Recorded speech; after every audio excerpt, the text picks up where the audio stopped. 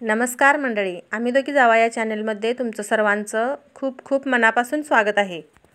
तुम्ही आमचा ह्या व्हिडिओच्या मागचा व्हिडिओ पाहिला असेल। आम्ही सरी काढलेले आमच्या शेतात आता, आणि सरी काढल्यानंतर आम्ही सरी उजरायला गेलो होतो, तो व्हिडिओ आम्ही टाकलेला आहे।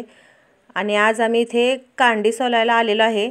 इथे पहा, इथे आमच्याच शेतातला ऊस तोडून घेतलेला आहे, शेंडकांडी मारलेली आहे। खाली अर्ध्यापासून वरती हा ऊस तोडलेला आहे आणि तिथून वर ही कांडी मारलेली आहे। 3 पेराची कांडी आहे। 3 पेराची म्हणजे एका कांडीला 3 डोळा आहेत, आणि 3 डोळ म्हणजे 3 डोळ्यामधून कोंब येणार, 3 कोंब येणार।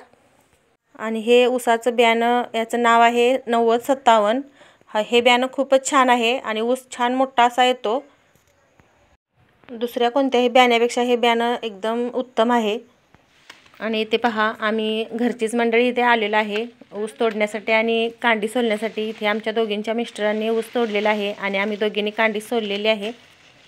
हे आमचं हॉल शेजारीचं शेत आहे। इथेच खालच्या शेतातलाच वावरातला आम्ही हे ऊस काढलेला आहे, आणि इथे हॉल पण आमचा इथेच आहे। आणि ही कांडी आम्हाला आता ट्रॉलीमध्ये भरून दुसऱ्या शेतात न्यायची आहे। ते शेत आमचं नदीकाठाला आहे, थोडं लांब आहे ते शेत। आम्ही ही कांडी चौघांनीच तयार केलेली आहे।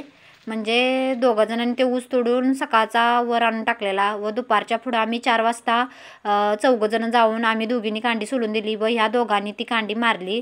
तरी मिनिमम ही कांडी 4000 असेल, कारण फुल ट्रॉली भरलेली होती। आणि ही कांडी आम्ही म्हणजे 2 दिवस घालवले ही कांडी तयार करण्यासाठी। दुपारच्या पुढंच आम्ही 4 वाजल्यापासून ही कांडी तयार केली, व तिसऱ्या दिवशी आम्ही लगेच लावण करायला ही कांडी नेली। पर कांडी लावण काय त्या दिवशी केली नाही, त्या दिवशी आम्ही कांडी वातरून घेतली व दुसऱ्या दिवशी लगेच लावण केली।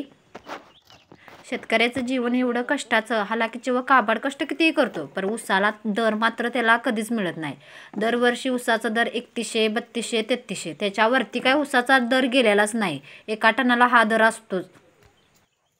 एकदा शेतकऱ्याने ती लावण केली की नाही, एकदा ऊस तो लावला की मग त्याची कामं चालूच होतात।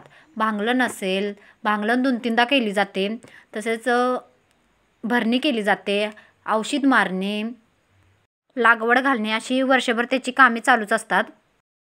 खरंच तुम्ही रॉयल शेतकरी असाल तर लाईक करा, शेअर करा व कमेंट करून सांगा तुम्हाला व्हिडिओ कसा वाटला।